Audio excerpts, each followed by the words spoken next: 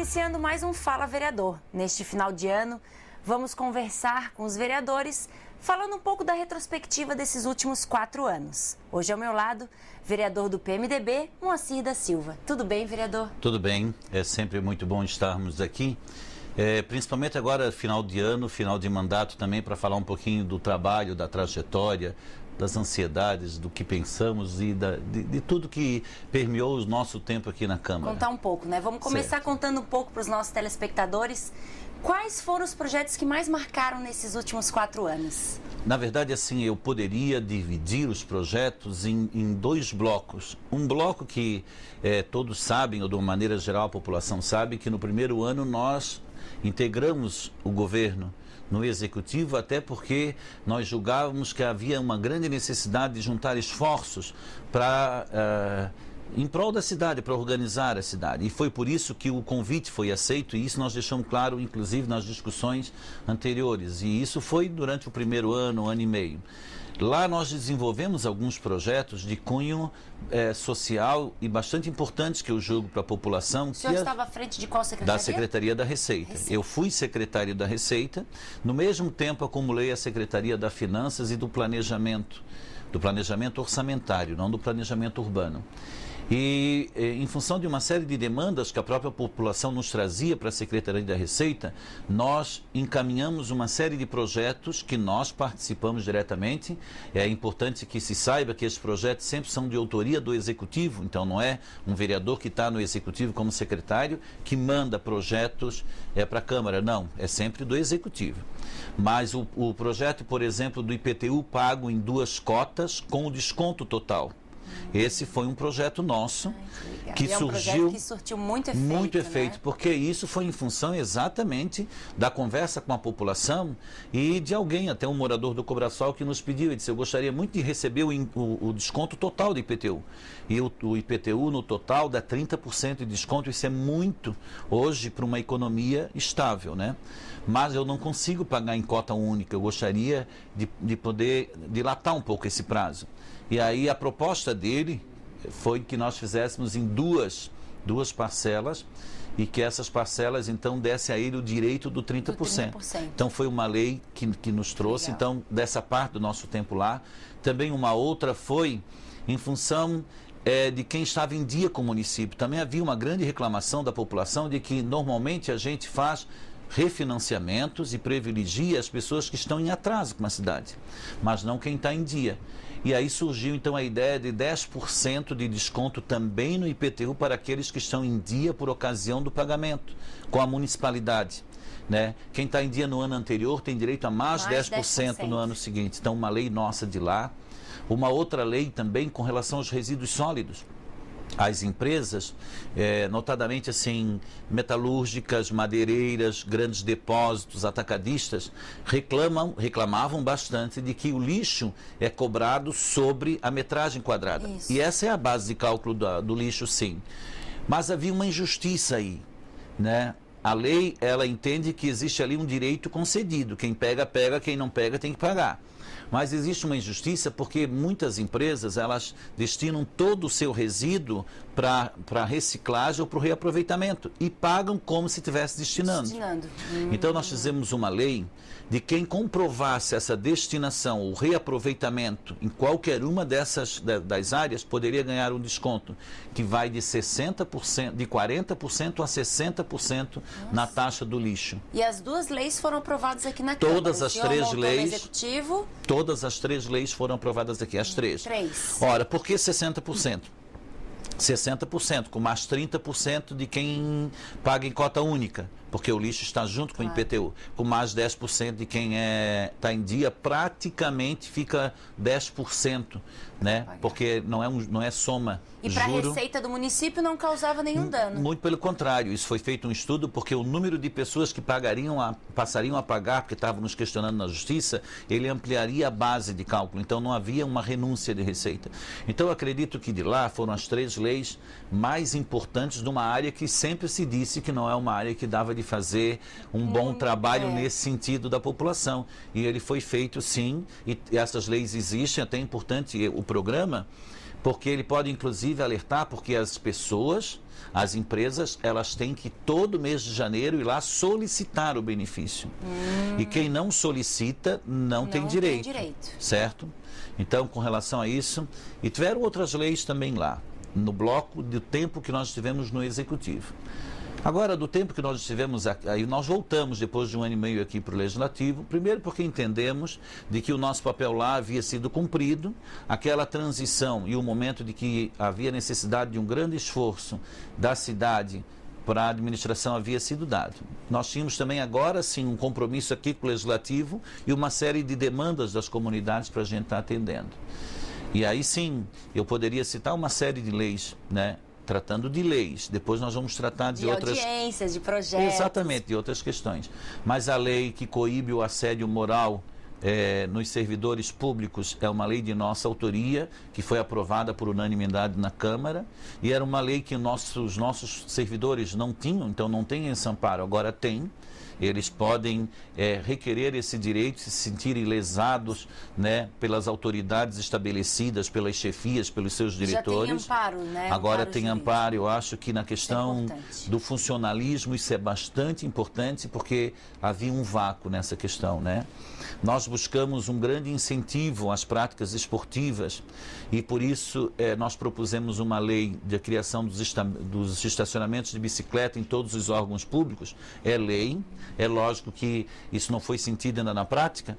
E por coincidência, ontem eu estava passando no Cobrasol e percebi uma moça que estava indo ao comércio de bicicleta e ela parou para amarrar num postezinho de luz a sua bicicleta, cadear.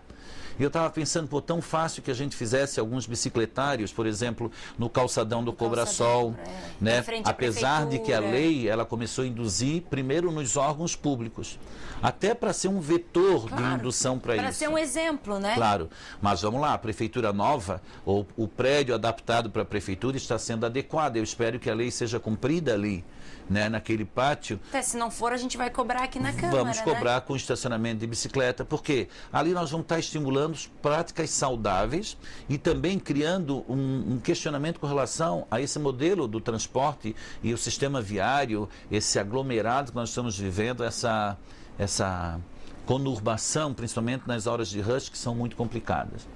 Uma lei que prevê o incentivo a práticas desportivas nas escolas e no município, porque também, não porque nós estamos falando aí de Olimpíadas, não, mas nós estamos falando de uma população que precisa ser assistida. Qualidade de vida também. Claro, né? E nós temos espaços, por exemplo, qual era a grande ideia para isso colocar na prática?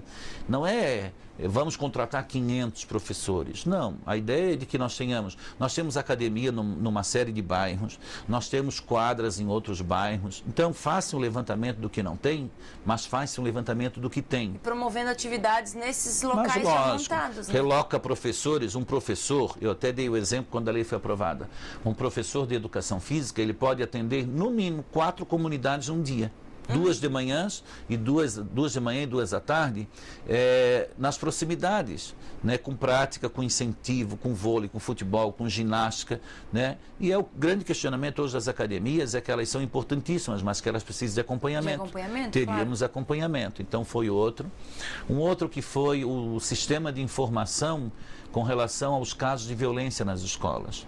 Fala-se muito de bullying, fala-se muito da agressão. Nós tivemos caso agora da professora que não se sabe direito qual é a versão oficial, mas que se desentendeu com os alunos, também de alunos que hoje em dia têm um problema sério de relacionamento porque já trazem de casa um padrão, às vezes, de respeito questionável. Quando chegam na escola, replicam o modelo que tem em casa, né? Às vezes é isso. Mas há necessidade de nós termos uma ação proativa para combater isso. Então, nós criamos uma lei de sistema de informação da violência nas escolas para exatamente... Um cadastro seria? Ele é um cadastro, mas ele exige de que qualquer indicador, qualquer sintoma de agressões efetivas ou sinalizações de agressões sejam informadas para a secretaria, que deve organizar um sistema e ela que tem atendimento, que realmente seja e com assistido, práticas diferentes, assim, algumas práticas que podem ser palestras, que podem ser seminários, que podem ser debates, ela trabalha proativamente para fazer esse combate. Falando em seminário, em palestra, o senhor fez muitas palestras e muitos eventos aqui na Câmara nesses últimos 4 anos que a gente pôde acompanhar. Um deles que eu achei bem marcante foi o da questão da gravidez na adolescência, né? Que foi feito um trabalho bem legal. Vamos contar um pouquinho para o nosso telespectador desse trabalho, que foi bem interessante. Nós ficamos, assim, bastante assustados com alguns dados que são alarmantes com relação à gravidez na adolescência. Foram 2 pontos, a gravidez na adolescência e a nutrição infantil. A gravidez na adolescência, sim. Nós temos em São José e na Grande Florianópolis, e são dados estatísticos de Santa Catarina, em média, 20% das gestantes são adolescentes. E é um dado alarmante. Aí as discussões, inclusive, apontaram de que alguns casos estão muito relacionados com a questão social, mas não são todos os casos. Então é um assunto que ele interessa a todas as faixas, tanto sociais, da estrutura social, como as famílias de uma maneira geral. Às vezes os pais, por mais avançados que se digam, ainda não tem uma abertura para conversar abertamente com os filhos com relação da questão da sexualidade. A escola traz dentro de um contexto científico, mas não entra nas individualidades, até porque, concordo, ela tem que respeitar a questão da formação de cada família, os preceitos de cada família. Tem famílias que têm alguns preceitos que têm que ser respeitados e outros não. Então, o tema, e que foi aprovado como lei da discussão da gravidez na adolescência, que é uma semana em cada ano, exatamente para que a gente trouxesse a comunidade escolar, os próprios, a comunidade escolar, que eu digo, os alunos, os pais, os professores, né, e a sociedade em geral, para discutir, primeiro, os dados. Segundo, a problemática desses dados, né? Com raras exceções, uma gravidez, nós vimos casos de meninas de 15 anos na 2ª ou 3ª gravidez, certo? Mas aí nós estamos contribuindo para um problema que, inevitavelmente, potencialmente, vai ser sério socialmente daqui a 18 anos. Né? É lógico que aí, às vezes, alguém entra no processo e muda essa história, mas é mais difícil de mudar essa história. Então, tem que trazer para a discussão, tem que trazer para a educação, e esse foi o foco dessa lei. E junto nessa lei, o senhor apoiou também o projeto BemFam, né, que trabalha isso com as crianças. Sem dúvida, porque o BemFam, ele é uma entidade que trabalha já com teatro, com outras práticas, e traz esse tema e discute esse tema. Então foram chamados os parceiros que no dia a dia esse é o assunto deles, para colocar exatamente em pauta, e foi bastante importante. O que a gente ainda quer que avance, e esperamos que avance na próxima legislatura e no Executivo, e tudo que nós pudermos fazer para que isso aconteça, nós vamos fazer, é de que isso realmente seja mais efetivo na prática, que seja uma semana efetivamente discutida nas escolas amplamente, em cada esfera, pegar o pessoal do terceirão, discutir numa amplitude maior do que as crianças de 5º ano, 6º ano, até o 8º ano, mas também não maquiar, não. Entende? Ser bastante claro das consequências, né? E uma série de aberturas que esse tema requer, né? Quem nos assiste pode está percebendo como o vereador Moacir, tanto no Executivo quanto no Legislativo, trabalhou em prol de São José.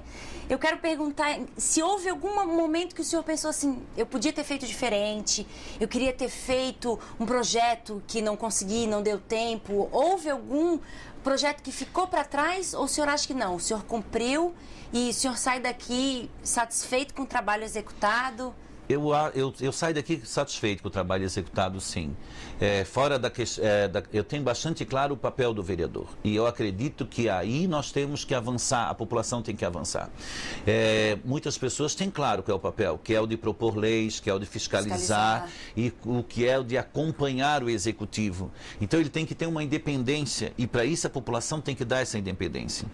Eu fico um pouco triste, não digo chateado, não, fico triste quando a gente vê de que a população tenta atrelar demais o vereador ao papel do executivo e até cobra dele ações que são do executivo. A rua, né, que não foi asfaltada. Claro, e tiram dele a independência que ele precisa para cumprir o papel que é dele. Se a população parar um pouquinho e pensar nisso, ela começa, quando ela vai avaliar e escolher o executivo, ela vai pensar de uma maneira. Mas quando ela vai avaliar e escolher o legislativo, ela tem que pensar de outra maneira. Ela tem que estar querendo o quê? Alguém que possa sentir a necessidade da população para propor leis, políticas públicas, para fiscalizar e saber fiscalizar e para acompanhar o que está sendo feito. Também ser um parceiro, aquele que vai requisitar, aquele que vai solicitar. Quanto a isso, eu vejo assim o nosso papel, eu me sinto bastante satisfeito com o nosso papel. É lógico que algumas pessoas nos perguntam, mas bom, assim, apesar do volume de votos, vamos falar aí de eleição para reeleição, que nós ganhamos, que são 2.500 e poucos votos, são muitos votos, se considerarmos que a metade da Câmara é eleita com menos votos que isso. Então, é uma questão da estrutura política, né, que também há de ser questionado, e eu defendo uma reforma política, porque a representatividade das comunidades periféricas se torna muito difícil se não houver uma reforma política. Por outro lado, um dos motivos é esse. Entende? Porque ou tu estás completamente atrelado ao executivo, ou é muito difícil que tu consigas prosperar. Acontece casos sim, mas ela se torna bem mais difícil.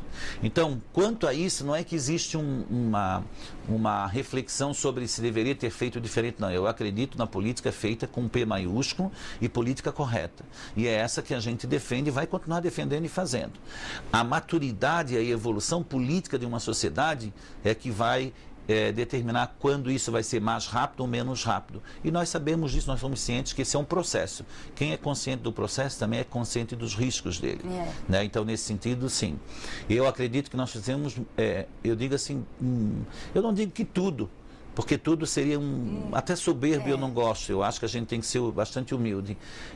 Nós buscamos atender as pessoas, entender quais eram os anseios das pessoas, transformar em lei aquilo que era para ser transformado em lei, lutar pelas bandeiras, principalmente das comunidades mais periféricas, né? Principalmente naquilo que era necessidade, sim, de infraestrutura, sim, de necessidade de intervenção, de inclusão delas na cidade, porque nós também precisamos incluir todos os bairros, todos os segmentos na cidade formal, porque senão nós vamos ter problema de segurança. É um contexto muito envolto, né? Ele é um complexo. Contexto, ele é muito amplo, ele é complexo. E até digo assim, que é importante que as pessoas deem uma parada e façam uma reflexão, né, do que eles querem da cidade, do que eles querem do futuro da sua cidade, do futuro do seu estado, e ele começa na cidade. É na cidade que vai sendo dado o norte, né? A população dá respostas muito claras e muito evidentes com relação a alguns temas, e ela é muito madura. Com relação a outros, ainda tem algumas construções para serem feitas. Tem que amadurecer, né? Sem dúvida. E internamente, o trabalho do vereador Moacir na Câmara, como é? Qual é o perfil? Qual foi o perfil do vereador trabalhando nesses 4 anos? Olha, nós pelo menos procuramos passar.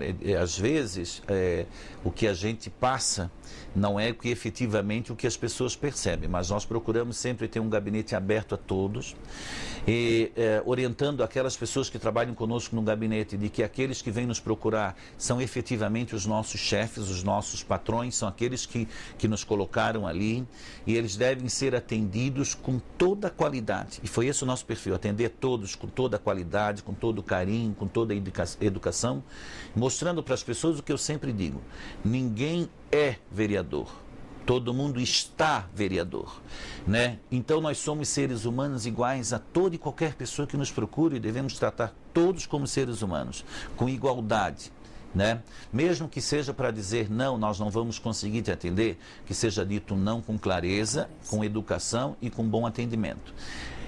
Com certeza, algumas vezes falhamos, né? Porque também como seres humanos, às vezes nós falhamos bastante nisso, né? E aí é importante a gente estar sempre avaliando, reavaliando e tomando rumos, né? Sempre buscamos manter sempre uma postura democrática, porque eu não suporto posturas ditadoras, de nenhuma forma, ditatoriais. né, ouvindo os nossos parceiros, ouvindo aqueles que estão conosco. Cada momento da nossa vida de decisões, de como se posicionar, de onde estar, nós sempre ouvimos aquelas pessoas que mais diretamente têm contato conosco e que nos ajudaram a chegar nesse espaço do processo, e que nos apoiam, né, no projeto político, né? Nós estivemos sempre junto com eles e discutindo isso. Então, eu diria um perfil assim que nós buscamos de dinamismo, de otimismo, não gosto de pessimismo, de canal democrático, de uma igualdade das pessoas e ver todos com bastante igualdade. Esse foi o que a gente buscou e eu diria que esse é o perfil que eu acho que fica. E para quem nos assiste, que recado que o senhor deixaria do vereador Moacir, da sua equipe? Para quem nos assiste, eu diria o seguinte: a cidade de São José é uma cidade maravilhosa, uma cidade que aqui eu nasci, né? Eu amo profundamente essa cidade e ela tem tudo que uma cidade precisa para ser grande. Ela é grande geograficamente, ela é grande em desenvolvimento, ela é a 4ª população e a 6ª economia do estado. Mas ela tem todas as características, porque ela geograficamente ela é pequena, é um território pequeno, né?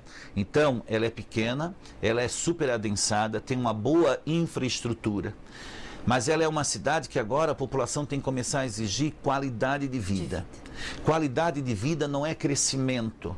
Ou eu diria o contrário, crescimento é qualidade de vida, mas do jeito que é colocado, não. Crescimento ordenado, né? Né? Crescer uma cidade, construir não é qualidade de vida. Qualidade de vida é exatamente uma população bem assistida, uma população feliz, uma população que tem educação de qualidade, que tem creche para os seus filhos, que tem berçário para os seus filhos, que tem uma saúde que também tem que ser entendido qual é o papel do município na saúde, né? Que são as ações básicas, a rede básica, mas estabelecida, funcionando, mas que tem um sistema de acolhimento dos seus jovens, políticas que avancem em direção de inserir os jovens, de tirá-los do potencial das drogas, né? De dar para eles movimento, que dá para eles cultura. Mesmo, né? Então, para a população ficar focada nisso e cobrar isso, porque nós temos condições, recursos financeiros para isso, nós temos estrutura para isso, nós temos localização para isso, nós ganhamos todas as condições para que isso aconteça.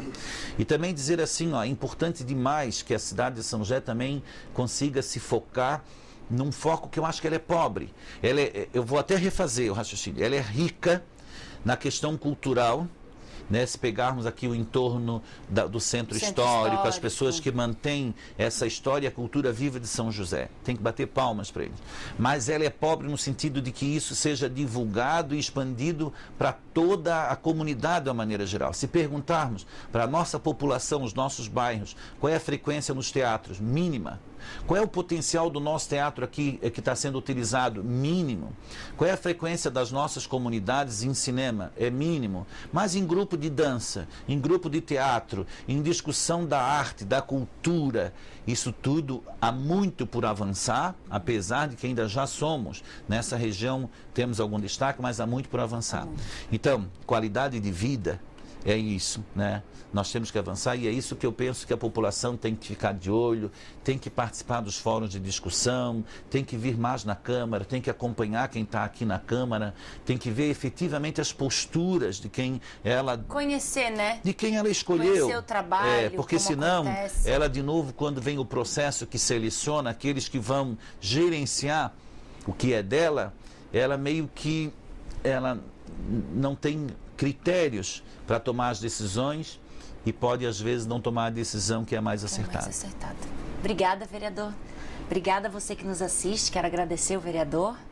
Eu quero agradecer a oportunidade e agradecer a todos que nos assistem, né? Continuar nos colocando à disposição tanto do gabinete quanto nós pessoalmente para as questões da cidade e dizer que a gente acredita fielmente nessa cidade, que ela vai ser, sem sombra de dúvida, vai estar sempre entre as grandes cidades do estado, mas eu ainda sonho com um dia que ela vai ser considerada a melhor cidade em qualidade de vida do estado de Santa Catarina, porque ela tem tudo para isso. Também acredito. Obrigada e continue nos assistindo na TV Câmara São José, o canal da cidade.